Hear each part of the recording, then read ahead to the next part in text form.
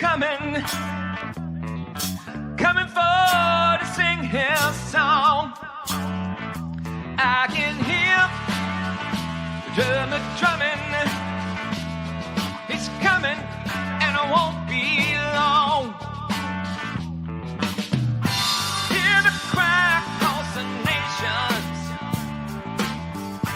People wanna be free, yeah. Free to leave the great plantations. Free to be who they want to be. I see it squeeze out freedom, and it won't be long.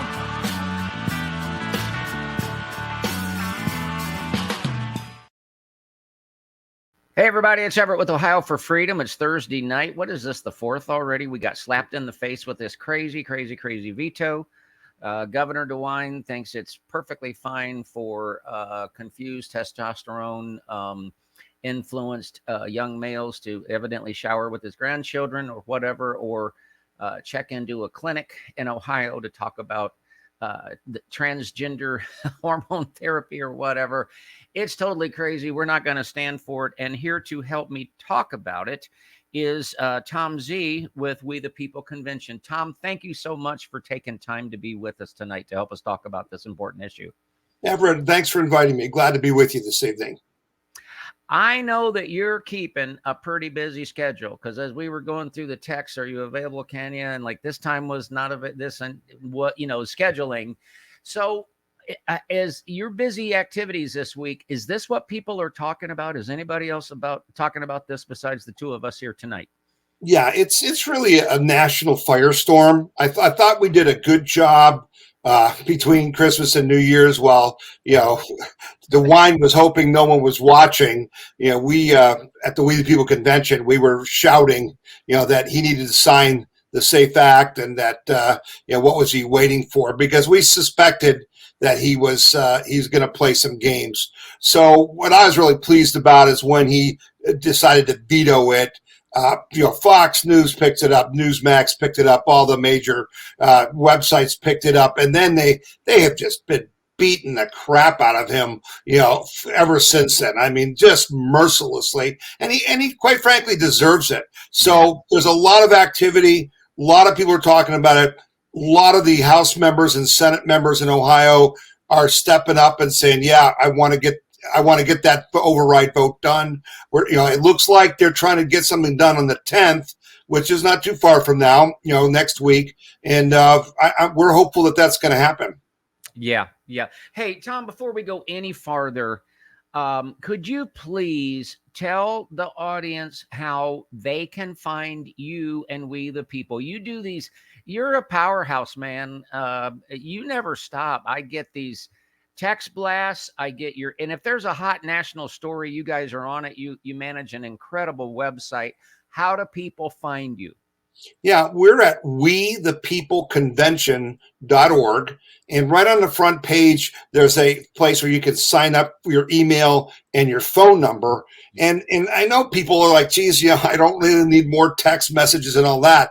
But Everett, as you know, we were talking before the podcast started, they're trying to censor us. And so we have to send both emails and text messages. And then if you look at, when you go to wethepeopleconvention.org, you'll see a button there that says download our free phone app. And that's really important. If you go to the Google Play Store or the Apple Store, just search on WTPC for We the People Convention space convention. I don't know why it ended up that way, but WTPC Convention, download and install our app, because then I can message you free of charge. I don't have to pay the texting fees. I don't have to pay the email fees. We can just text you if you have our app. So those are the three primary ways that we communicate. But everyone should go to our website, because I appreciate your comments about our website. I think our website is pretty well done. It's I think we have stories that a lot of people don't have, and and you'll get some information there that maybe you're not getting elsewhere. Absolutely. And I'm just going to double down and say, folks, this year of 2024 is so important, and we're going to win a lot of victories this year, but we're going to fight a lot of battles. It's an information narrative warfare, and I just can't recommend what Tom and we the people are doing there enough, because it's real. And here's the other thing, though. You send that when I get a text from you, Tom, and I mean this sincerely, it's for a reason. And I guess I'm on a soapbox here. I get everybody's text, Tom, and everybody. It's always the whatever it was. It's always, they're always pulling for it's money. You know, can you please take this survey? Yeah, if I'm willing to pay $25, I can take the survey. But you guys just put the information out there, and it's always very, very valuable. I really appreciate it. Well, we really respect our members. You know, we've been doing this for 15 years. You know, we know there's other sources, but basically the people who are involved with We the People Convention, and you're one of them, they come to us because we don't just give you information. We take action. We have plans. We're saying, call DeWine, you know, and tell him to sign this SAFE Act. Call the House Speaker or the Senator, and we give you the number and we give you the link to their web form, and we connect the dots and kind of just say, hey, follow along here. And then the power of numbers really comes into play, and we actually get things done. And that's what I think most people want, Everett. They want to help save our country. And so we try to facilitate that. And if you watch our podcast every Saturday, it comes out around noon at wethepeopleconvention.org. It's a weekly recap of what the heck happened that's real. Get rid of the propaganda. And then we try to connect it together, but then we say, now you got to take action on this. This is going to affect you, your family, your community. So let's do this. And like you said, this is going to be a slugfest in 2024. I mean, it's literally going to be like a cage fight. And so, we're going to be sending out text messages and emails and asking you to do things and go places and really, fight for it. And I think, that's what people want. They want some direction. They want to be in the fight, right? Yeah. Yeah. And, I'm a news junkie. I tell you what, between Jim Hoff's site and Citizen Free Press, honestly, I don't think there's a headline that I don't know at a given moment. Well, how about Gateway Pundit, boy, though, Everett? Are they on the cutting edge? Wow, Jim is doing work that nobody else will do. And if you're not going to Gateway Pundit, you're missing some really important stories. Absolutely, but if there's the hottest story, and again, I'm not trying to be flattering here, it will be on your website, and not everybody has the amount of time that I'm crazy enough to devote.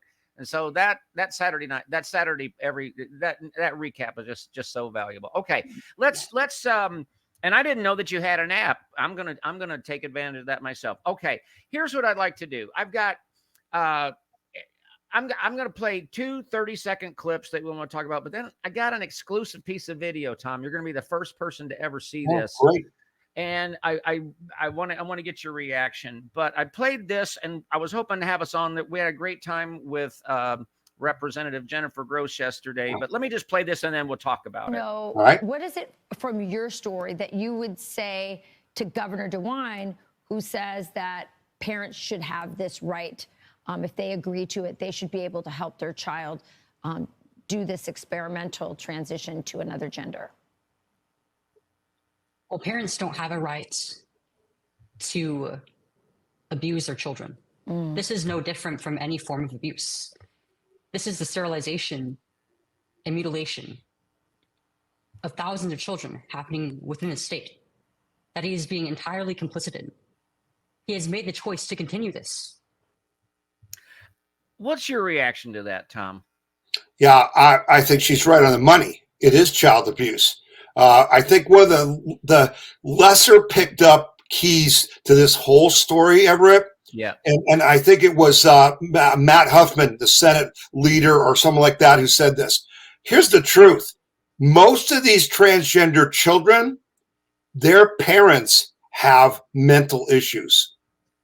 That's the truth. And if you do research on this, you'll pick up this trend. These children are being abused by their parents. And as Chloe said, and she did testify in Ohio for this bill, that, we stop parents from abusing their children. Right. And that's what this is. And that's why it's so egregious for DeWine to veto a bill that would protect those children, even from their parents. Yeah. I've got a direct quote from DeWine's lengthy rambling reasons, but this is a quote. Were I to sign House Bill 68, or were House Bill 68 to become law, Ohio would be saying that the government knows better what is medically best for a child than the two people who love that child the most, the parents. But Tom, I don't remember him being concerned at all about the parents' opinion when he wanted to slap a mask on them and keep them out of school for months and months on end. Do you? Never raise an objection. Never even listen to them. But you know what? There's a connection now, Everett. You're tying two things together, because the people that DeWine talked to in vetoing this SAFE Act were children's hospitals, don't you know? And the Ohio Hospital Association. Well, guess who he was talking to during COVID? He was talking to the Cleveland Clinic and the hospitals who have given lots of money to Governor DeWine. Okay? And so there's a connection here. He's listening to the people who pay him and are manipulating him. I agree. And here's what I'm going to do. This is a first ever. I've got another clip with Chloe, but the bombshell in that, Chloe, just for sake of time, she was on a Zoom call with Governor DeWine. She said that on Fox. So he can never look the creator in the eye and say, I didn't know about this. It's just unbelievable. Now, Tom, this is a little bit lengthy. And no, I do not think that I'm James O'Keefe. And I will explain to you in the audience that I kind of constructed a cover story in my mind. Turns out I didn't even need it. I could have just called and said, hey, I want to schedule my kid into your clinic, but I'm going to go ahead and play this. And then because this was news to me, I wasn't sure this could happen, but here we go. Thank you for calling the Division of Adolescent and Transition Medicine at Cincinnati Children's Hospital Medical Center. To schedule, change, cancel, or pre-register for a visit, please press 1. So it's a real call. Thank you for calling Cincinnati Children's Hospital Scheduling Center. Your call may be monitored or recorded for quality assurance. I'm expecting to be busted any minute. You know what I'm saying? Good afternoon, Scheduling Center. Pamela speaking. The last name of the patient, please. Robbins. First name? Bobby. I'm calling about a new 5/14/2018. I'm calling about my grandchild. That'd make the kid 5. And we're not going to be in the system. I've found you online, and with thank the Lord, now that Governor DeWine has given us a little bit of breathing room, I wanted to just check into how hard it is to get an initial consultation for my grandchild. For what department? I believe this is the number for Transgender Health Center. Okay. And I called the Dr. Leanne's number, but there was nobody answering over there. So if you could just, anyway. But this is just the number that I found for you guys online. Okay. So we definitely schedule for that. I believe we are booking out until February, early March. Okay. And we do have some different locations. We have either the Burnett campus and Liberty. Typically the first appointment, you're just there to speak with the doctor. The doctor determines whether or not if the patient is, really transgender or not, what route the patient is trying to go. Yeah. They also refer you out for counseling services if the patient or the family needs counseling as well. Right. But that first consultation is basically just to figure out what's going on with the patient and then moving forward. So we can definitely schedule something if you would like. Well, let me run a couple things. I do have sole custody of Bobby. Hopefully things will change with my daughter at some point. At some point one of these rehabs has to work, doesn't it? But I've put in a call to HR, so I'm not quite sure where, like, if I just had to pay, and I don't care, I don't want to let too much time go by. So if I had to pay for that initial consult out of my pocket. I mean, I can do that, correct? Oh, yeah, definitely.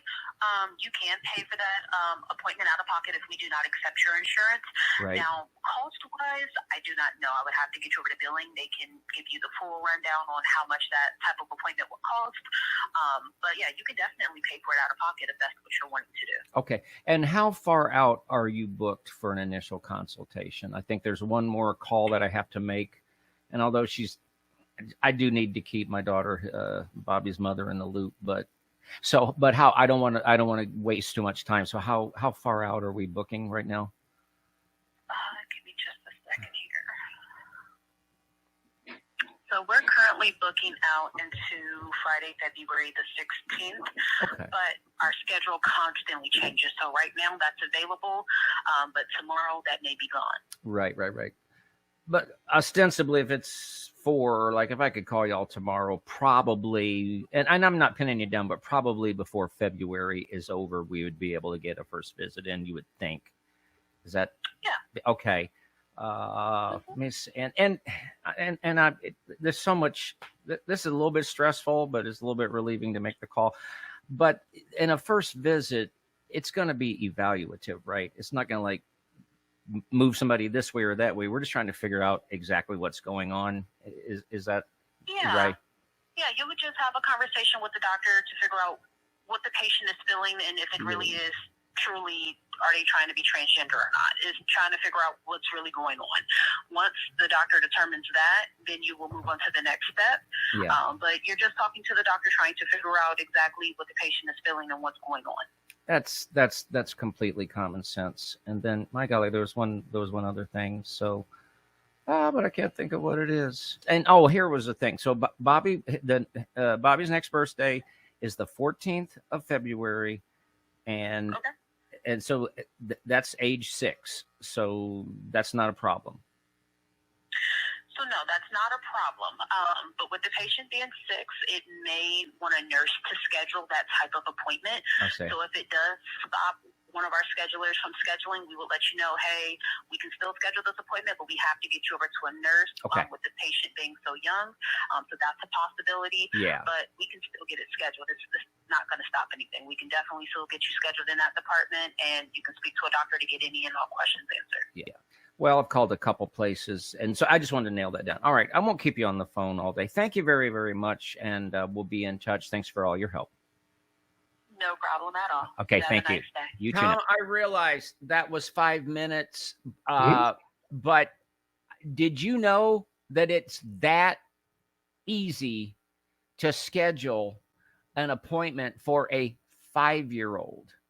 Yeah, I did know that, and they keep wanting to deny it. They keep wanting to pretend that this is real medicine. Yeah, like how could you ever, if you wanted to go in for a psychiatric examination for anything else, you think they're going to have one meeting? Really? It sounded that way, didn't it? It sure did. All right. And so, this is the problem with all of this. This is all about money. As you know, there's big money. These hospitals make millions because once they start you down this path, it keeps flowing because you never get well again, ever. Okay. There's additional operations. There's all kinds of problems. And so it's really just a matter of them trying to lock in that money stream. And that's why Governor DeWine was getting all that help from the Hospital Association, whether it was COVID, where they made billions, right? They made billions of dollars for the COVID stuff that DeWine did for them. And now it's transgender. We need to override this veto. We as a nation need to stop this insanity. And these people who are doing this, they need to have their medical licenses revoked because this is against the Hippocratic Oath. This is against do no harm, right? This is sick. These people are sick, and they need to be removed from the whole medical profession as far as I'm concerned. Oh, yeah. And I've done so much research, but, like something that you said, you alluded to somebody that had said, a lot of the parents, quote, parents of these children have issues But even in that call where I'm trying to stay in character. I'm thinking I'm going to get busted. I didn't have to worry about any of that stuff. No. But I could just be anybody somewhat related to that child, and I could have just booked that appointment and got that whole ball Oh, rolling. and picture this. I mean, I have grandchildren. You could go in with a 5-year-old and say anything. The kid has no ability to, to represent themselves. So if you want to make this happen because of your sickness, it's going to happen. And so this is the whole thing we're trying to deconstruct with the SAFE Act, is we're trying to put the brakes on this and say, wait a minute. We're just not doing that to children. And it's just got to be overturned, and it's going to be a real fight, but I think we're going to get it done. I think we'll get it overturned. Yeah. Tom, I think I want to close because you're on a tight time schedule. And again, thank you very much. And so I'm going to ask you this question, and just whatever answer you have, I'm interested in hearing it. And then if you could tell this audience, give them a call to action. We can't just sit back and watch what happens. But I was thinking about this. I believe I've heard you say this: with a name like Zawistowski, my first impression would be this guy's probably likely Catholic. Okay. Yeah. Okay. Yeah. I'm a tongue-talking Pentecostal. We're not on opposite ends of the spectrum. We're coming from slightly different. But what I'm saying is, isn't it about time that we sometimes just tell the truth? The Lord does not want this on our state. We can't have this kind of, just be honest, satanic activity in our state, because then he's torn between wanting to bless us and needing to punish us. Does that make any sense? We've got to do something about this. Listen, we are accountable to God for our actions. So, if you are a Christian, if you're a Catholic, if you're a Jew, if you are have any kind of belief in a being, that's greater than you, then you need to fight this fight for these innocent children. It's that simple. And yes, if we don't, we deserve to be punished. Read the Bible. It happens all the time. Okay. A lot of people are worried about, and this year is really a holy war. 2024, we are trying to reestablish that we believe in a power greater than the state. Okay. We believe in a God, and that we are going to prove that we're worthy of the freedom and liberty that God, blessed us with, particularly in the United States of America. So it is a religious fight. And for those of you who aren't religious, it doesn't matter, because if you understand that the only way our form of government works is if you are a religious people. Because of why? Because if you're a religious people, you don't need the police to stop you from killing your neighbor. You don't need the police to stop you from stealing. You do that yourself. And that's why you can have freedom. But if you have no religion and you don't mind killing people or burning their house or stealing their money or whatever, you need a state. So wake up, folks. Religion's not just about, you want to believe in something. Religion's about how do we have freedom and liberty. That's what we talk about at the WeThePeopleConvention.org. Freedom, liberty, and individual prosperity. Woo, brother, that was well said. Okay, so we're going to let you go with this. If somebody says, okay, I want to do something, what can they do? Well, first of all, what should people do? Yeah, number one, take personal responsibility. Generals don't win wars. Eisenhower didn't win the Battle of Normandy. Some jamoke from Toledo, who's a mechanic, figured out how to, cut the fence posts off of these, things and glue them onto tanks to take out the hedgerows. Fight the fight as if it's your fight. Okay. Absolutely. All right. I got to jump onto another interview. So I appreciate you giving me this time. All right, Tom. God bless you. We'll be in touch soon, man. All right. Thank you so much. All right. Appreciate it. Okay. Yes. Okay. Well, that was the great Tom Z. Ladies and gentlemen, call your state representative, call your national representative, and tell them to call your state representative. If we make enough noise, let our Ohio legislature know where we stand on this issue, we can win this. And since I get to close, I'm going to say in all candor, my name's not Harold Robbins. I don't have a grandchild named Bobby. My kids are doing wonderful. I don't have custody of anybody's children. That was a cover story, but yet I was shocked at how easy it is now to get this whole process started, and that ought to be a clue. I was expecting to be busted at any minute, and it never happened. Hopefully that situation is going to be remedied. And with that, we're out of time. This Sunday evening, we're continuing in our Sunday night in the scriptures. I want to be talking about a historical figure that is very, very interesting. We're going to talk about Alexander the Great. What's so great about Alexander the Great? Well, there's a lot of very interesting parallels to the time that he lived in, the encounter that he had with the real living God, and the times that we're in. I hope you'll join us at 6 o'clock. So until next time, next time, God bless you. God bless your family. God bless the state of Ohio. We're going to win this, and God bless the United States of America. Good night. I hear the sweet sound of freedom.